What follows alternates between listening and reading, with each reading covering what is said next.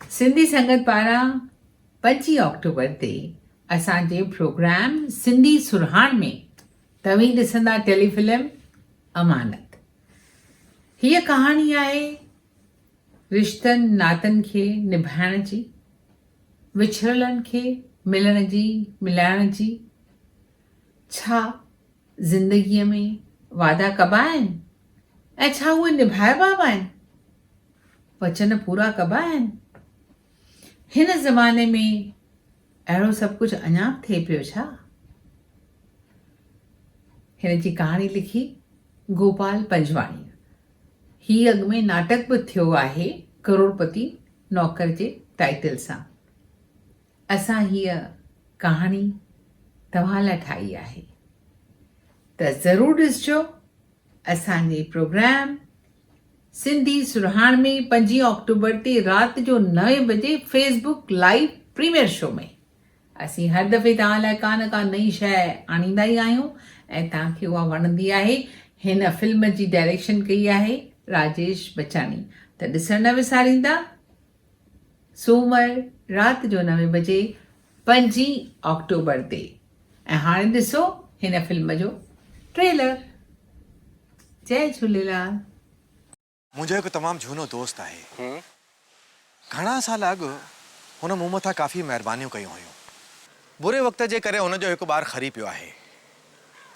ग़रीबीअ जे करे, खाधे जी घटिताई, पढ़ाई जी घटिताई, इन्हनि सभिनी जे करे हुन ॿार ते, हुनजे तौर तरीक़नि ते कंहिं वधीक ध्यानु कोन ॾिनो आहे। मां चाहियां थो त तूं हुनखे सेखार, तूं हुनखे पढ़ाए, तूं हुनखे सुधार, पंहिंजी लियाकत जो हिकु नमूनो पेश कर। त ॻाल्हियूं बंदि ऐं कमु शुरू। सभिनी खां पहिरीं मूंखे हिकु ब्यूटिशियन जी ज़रूरत आहे। बाथरूम में बंद करे, बेड़ीअ में पाणी भरे गरम पाणीअ में डुबाए छॾियईं। हथ पेर बि मुंहिंजा मरोड़े छॾियईं ऐं गरम पाणीअ जी बांफ सां मुंहिंजो मुंहुं बि साड़े छॾियईं। मां उन थुल्ही माईअ खे कोन छॾींदसि। A for सूफ़, C for बिल्ली।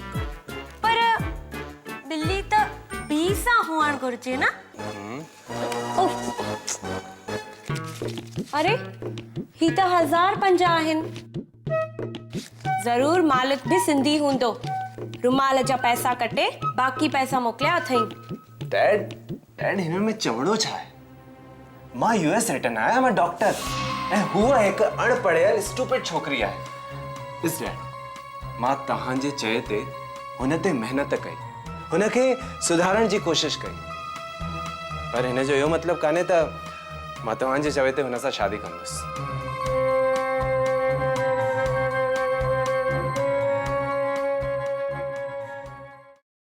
त साथियो, तव्हांखे ही वीडियो कीअं लॻो?